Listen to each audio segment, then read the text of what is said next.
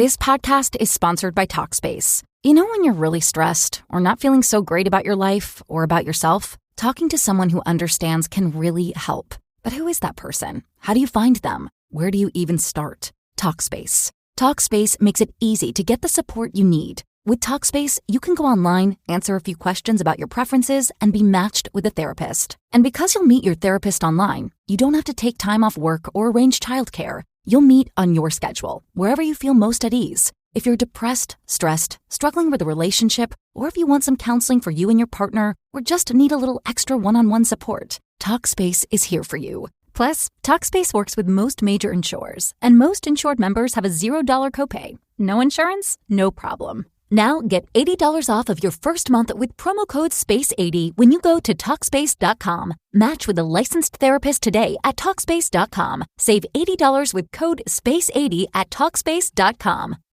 Welcome back to the Center in the City podcast. I'm your host, Wade Brill, and I am so glad you are here. This podcast is all about supporting you, finding your center, feeling grounded and connected to your authentic self as you navigate the busyness and chaos of life, of what it's like to be a human in this modern day world. In today's solo episode, we're going to talk about how to take care of yourself right now in this sacred moment before the holiday hustle begins.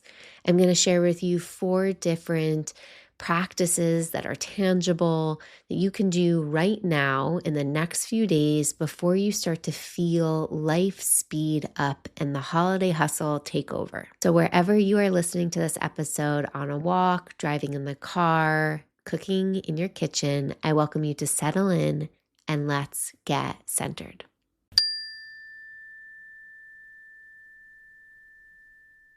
What's crazy is each year I feel the holidays start to show up earlier and earlier. What I mean by that is we start to see Christmas decorations in Home Depot, in the grocery store, in CVS, in like July. Getting bombarded with so much external marketing and noise that it is so important to stay grounded within our own minds and bodies, to manage our own attention, to manage our own focus, and to really live with our own intentions instead of what the world is telling us we should be doing. I noticed that once November 1st hits, it feels like the holidays, instead of tiptoeing towards us, it feels like they start to just frantically come at us fast. Right now, in these few days before the beginning of the month, we have this sacred space to feel that tension, to feel ourselves right here at the end of October and know that the holidays are not yet. We can feel them coming.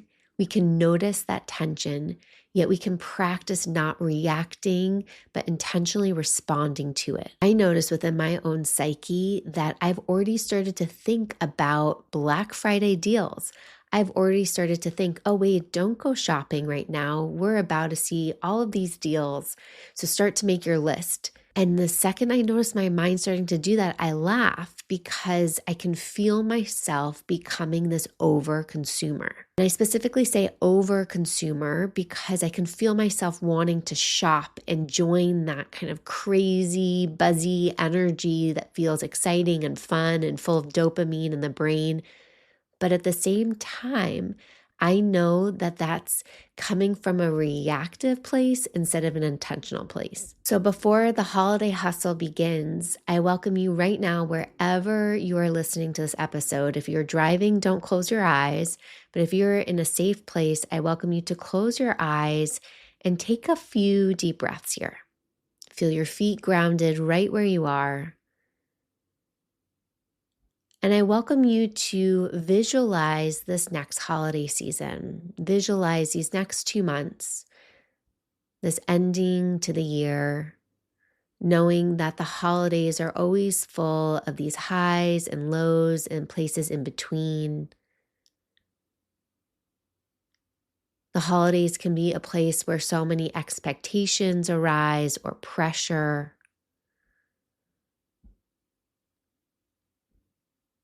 The holidays can be this place where we're never slowing down.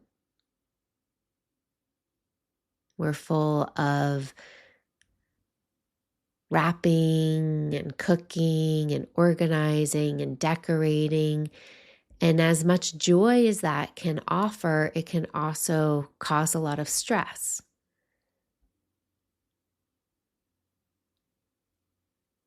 And so instead of getting wrapped up in all of the doing, I welcome you to really visualize these next few months and how you want it to feel. Are there a few words that come to your mind and heart? And maybe a word is present, community, joy, simple, sparkly. And think about now how you want to feel as you navigate this holiday season.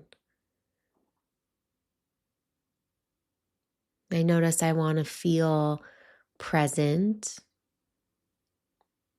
I want to feel generous. I want to feel simplicity. I'm noticing what words come up for you and how you want to feel this season. And I welcome you to open your eyes if you close them and really connect to that felt sense, that those visuals, those words that come up for you. It can be really helpful to just distill down visions to words or essence or felt sense, because it takes out that overwhelm of all of the busyness or all of the coulds or shoulds, and really distills it down to what feels meaningful, what feels valuable to you. This is a skill that I work on with my clients, and it's a skill not all of us have or that we flex a lot of the time. But if we know we are entering into a busy season, we know there's going to be overwhelm, where we know we're going to be at lower capacity or stressed, I really welcome you to take the space you need before the overwhelm begins. And this is where we get to pause and get oriented. We get to get resourced so that we can head into that overwhelm feeling like we have more capacity to face it, to be with it.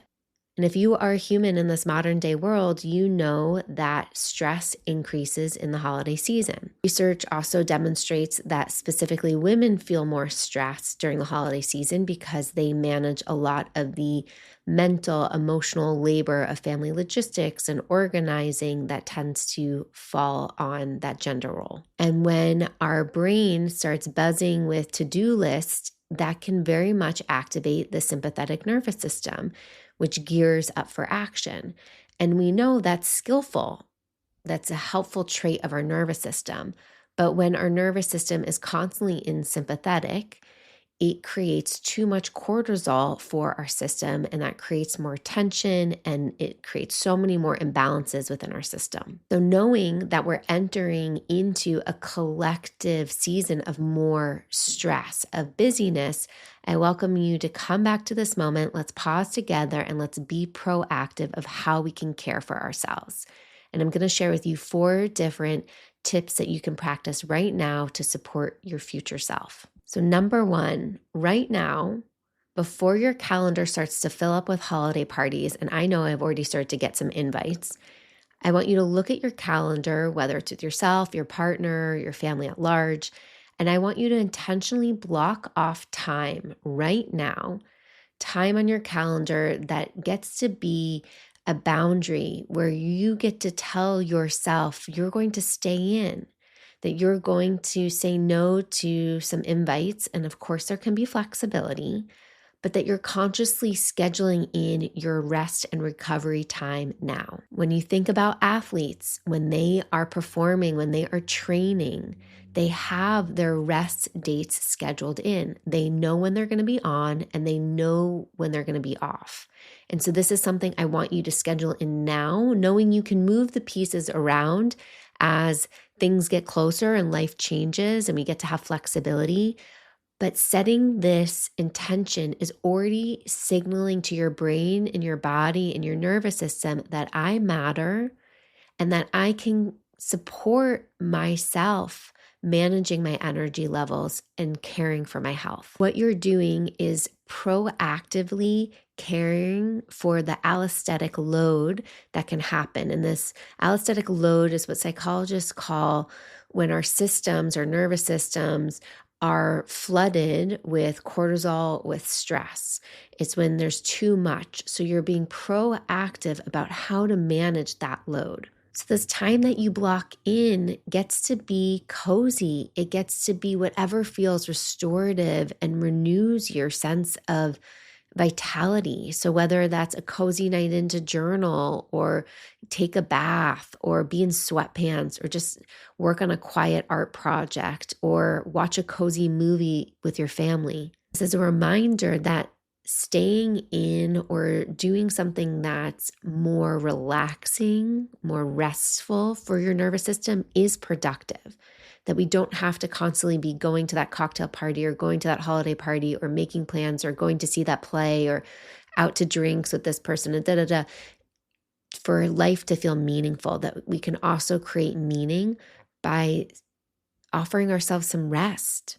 Tip number 2, set clear financial and emotional boundaries. So what I mean by this is before the email notifications start to flood your inbox of Black Friday deals, which I promise you are going to be earlier than you expect this year, before you start to make so many plans, I welcome you to get clear about how much you want to spend this season, how much you financially want to spend this season. Create a budget for yourself, because one of the things I hear from people is that the end of the holiday season, they're like, oh my God, I just spent so much money. And like, was that worth it? What did I really spend money on? Did I just get caught up in the consumerism? A lot of research demonstrates that financial stress is just one of the strongest predictors of holiday burnout. And it makes sense, right? Thinking about buying presents for everybody in your life can get really expensive. So start to gain clarity and remember that clarity is kindness. So write down your spending limits before the pressure arrives and ask yourself, what experiences do I want to invest in this season? What experiences do I want to invest in emotionally? And choose the people and the things that you want to spend your resources on. Nobody wants you attending a party or an event or a gathering out of obligation. People want you to come if you want to come. So be clear with who you want to spend time with. I notice as an auntie of many nieces and nephews that buying presents can add up really quick for all of these little kiddos. And yet what feels the most meaningful, especially to most of them at the age that they're at, is to do something as of an experience with them, to build a core memory with them. And so maybe it's not buying them more toys to add to their big closets of toys, but maybe it's planning something in the future that we get to do together, or it's buying an art kit that we get to do together at our next visit. So for me, I like to think about how can I spend my money and my energy towards the people I love and care about in a way that feels meaningful. Also, remembering that when we give gifts, it's a delicate balance of how do we want to be giving, what feels like our values of giving, and also knowing the person that we're giving to, what's their love language, and trying to find that space of overlap so that you know that you're giving something to somebody that they're actually going to value versus just giving to them out of this act of giving. The third tip here is to prioritize meaningful rituals. So, what I mean by this is we somehow can get trapped in these patterns as individuals, but also as our family systems or community systems, where we're doing traditions that aren't really sparking joy anymore, where we're doing them out of habit or autopilot instead of from a place of, yeah, this feels joyful, this feels meaningful. If you are an avid listener to the Center and City podcast, you know that I am a big fan of rituals, how important rituals are. Research shows how important rituals are for our mental health and our well-being, and that they offer a sense of structure, they offer a sense of belonging, they offer a sense of processing and being witnessed and connected to in community. So I welcome you to, again, in this subliminal space, in this pause before the holiday hustle begins, to take some time yourself or with your partner, with the collective family, and reflect on what rituals feel meaningful. What do we want to prioritize this season? And what have we done in the past that we actually don't want to prioritize this season? So for me, I've spent some time thinking about this and looking at the calendar. I see that Hanukkah falls on an earlier date this year, which is great because I feel like it aligns to bring our Hanukkah party back. We haven't done it in a few years and I've actually missed it. So that's something that I want to bring back into my community, bring back into a ritual within our family of how we get to raise money for Doctors Without Borders and create this amazing spread for our family and make latkes. It brings me so much joy. Other rituals that I want to maintain this year, I love doing a holiday cookie party with a group of girlfriends, and every year it maybe switches what girlfriend group it happens with, but that's something I really enjoy doing as I love baking and I love eating sweets and I love trying new things and seeing people's creativity. So I'm really excited to create that. And before Thanksgiving comes around, I am going to think about what recipes actually feel meaningful for me to be on the dinner table. What's a staple that I want to hold, or what's something new I want to try? Food is very much a love language of my family, of myself. And so being intentional even about the recipes that we choose and that I choose is something that I want to give more attention to. The fourth tip here is to plan for your future self. And I specifically mean right now, you've known that at the end of the holidays, come January, there's this feeling of exhaustion, deflation, right? Everybody's like, I drank too much, I ate too much, I'm going to go this complete extreme, and I'm going to do sober January, dry January, and I'm going to go to the gym every day, right? We jump into these extremes, which doesn't help anybody. I welcome you to think of your future self during this holiday season. Stay connected, because the temptations of, that third glass of wine is going to feel really good right now, but tomorrow it's not, right? Or that third cookie is going to taste really good right now, but in an hour it won't. So really connecting to your future self to remember that you're working for her just as much as you are working for your present self. And that we want to be mindful of all these shimmery temptations that we can go in these extremes in the holiday season that can make us feel so off balanced. And when you're planning for your future self, I welcome you to really think about yourself come January and think about how you want to be caring for yourself, and know that you have something that you've committed to, that you're excited for, that you know is going to support you starting the new year off with intention, with health, with connection to what feels authentic to you. It's one of the reasons I created this winter mindfulness retreat in January, because it's this gift that you get to give yourself at the beginning of the year to not only set intentions. We're going to do my intention setting party method that I've done for the last 7-8 years. And we're going to also combine it with strengthening our mindfulness muscles by doing a deep dive into a meditation practice and learning how to really stay in our bodies and nourish ourselves. So if you've always wanted to go on a silent meditation retreat and have a taste of it, or if you're curious to really slow down from life or know that you're going to want some of this recovery space come January, I welcome you to listen to those inner voices and sign up now, as you can get a 20% off discount before the end of the October, so before October 31st. And take advantage of giving yourself this gift, this space to recover and renew so you can start the new year off feeling your best. So as you reflect on all of these 4 tips, I welcome you to think about which one feels the most meaningful, the most helpful for you to prioritize and practice in the next few days. How do you want to take advantage of this spaciousness before the holiday hustle kicks in? And I welcome you to really think about how you can move through this season, this holiday season, feeling more of that presence, feeling more of that embodiment, instead of the pressure, instead of the reactivity to all of the noise, all of the overconsumption that happens. And what would it be like to enter 2026 already feeling energized instead of needing to feel like you have to recover? And as we bring this episode to a close, I welcome you to find your feet right where you are. Again, if you're driving, maybe keeping your eyes open. If you can safely close your eyes, maybe closing your eyes, placing a hand over your heart, and just taking a moment to give yourself some gratitude.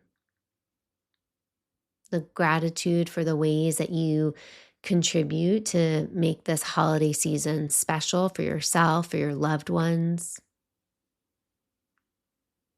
Gratitude for the ways that you get to serve and support your community near and far during the season.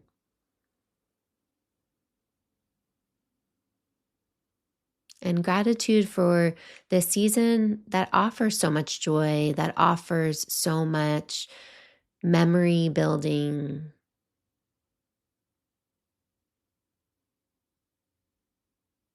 And may you continue to care for your own heart, mind, and body. You can open your eyes if you close them. Thank you so much for listening to this episode. If you found it helpful or valuable, I welcome you to share it with somebody in your community who needs to hear it, who gets to get inspired by it. And until next time, stay centered.